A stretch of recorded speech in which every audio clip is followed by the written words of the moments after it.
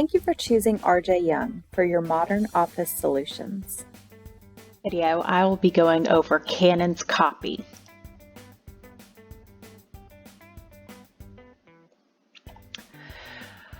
Machine should be defaulted to black and white, which is good. If you do have to run color copies, go to Select Color. Always, always, always use auto color. This is for billing purposes. What it means is it's going to differentiate between the color pages and the black and white pages.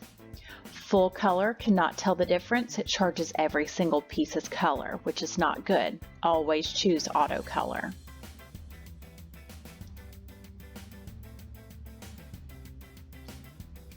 Blowing things up and shrinking them down, if you click on copy ratio, you have multiple shortcuts, or you can type in exactly what you need to blow it up or shrink it down to.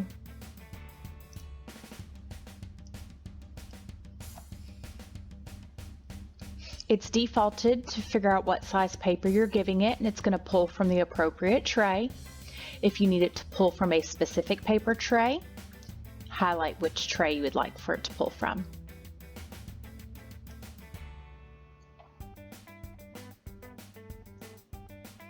Quantity amount is in this box. If you ever type in too many in the quantity, you can hit the clear button and that will clear the quantity back down to 1 so you don't have to reset everything back to the defaults. Check settings is a good option. If you cannot remember everything you've touched, once you click on check settings, it's going to give you a rundown on what's going on during that copy job.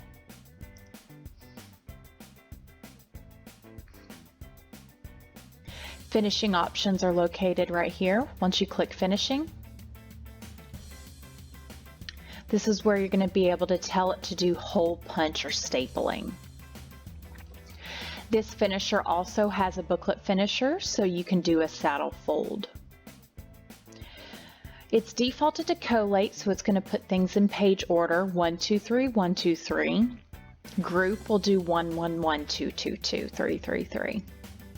When you staple, you always want to choose staple collate, never staple group. When you staple group, it's going to staple it 1, 1, 1, 2, 2, 2, 3, 3, 3. That's not what you would like. So click staple collate, click next. It's going to ask you where exactly do you want the staple to be. You can do a double staple. Saddle stitch is where it's going to staple in the spine if you have that staple finisher. And then staple free will crimp up to 5 sheets together without using a hard physical staple. Click OK.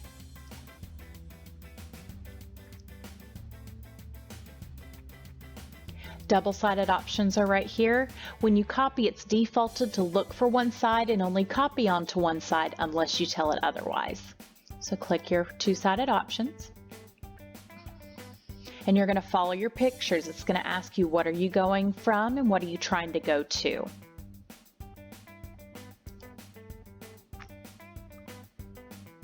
Density is just lightening and darkening, and it's defaulted to look for text and photo. You want to usually keep it on that unless you're copying from a photo and you need that photo to look nice and crisp.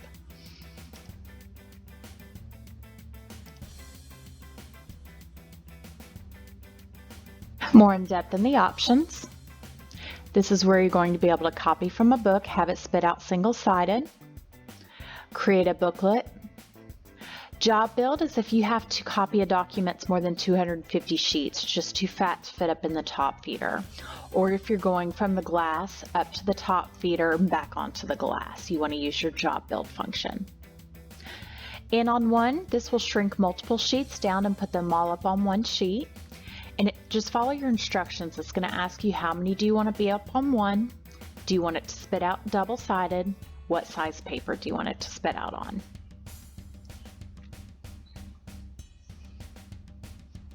You can add covers and slip sheets, telling it to look for different sized originals. So if you have legal and letter in the same packet, it will spit out exactly like the original as long as that both papers are in the paper trays. Copy onto transparency papers. You can add page numbers, date stamps, watermarks onto your copies. If you add a watermark, please be very careful. If this color is anything besides black, it is officially a color copy and you'll be charged for it. You can tell it exactly where you want that stamp to be, the size, and the type. All the way at the very bottom, you're going to be able to type in a custom. So if you need it to reference a specific client, you can add that client's name in from here.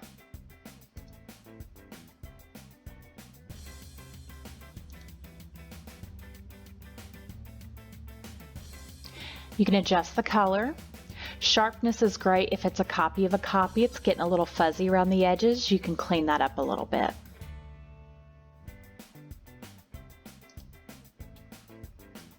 Erasing the frame is exactly what it sounds like. That will allow you to erase the entire frame around the original. Erase the book frame will erase the frame around the outsides as well as the spine area. And binding is if you have to copy from a document, it has a 3-hole punch that will get rid of those 3 dark circles on the side. Shift will shrink down your original and you can adjust where you would like to put it on the page. Gutter sounds a little funny. What this does is it's going to allow you to adjust your margins so that way if you need to hole punch, you don't have to worry about cutting into the text. Keep in mind, the more that you shift over, it's going to cut off on the other side of your document if you're not careful. Third page down, you could do negative and positive for vision impairment, repeat images, mirror image, print onto tabs, superimpose.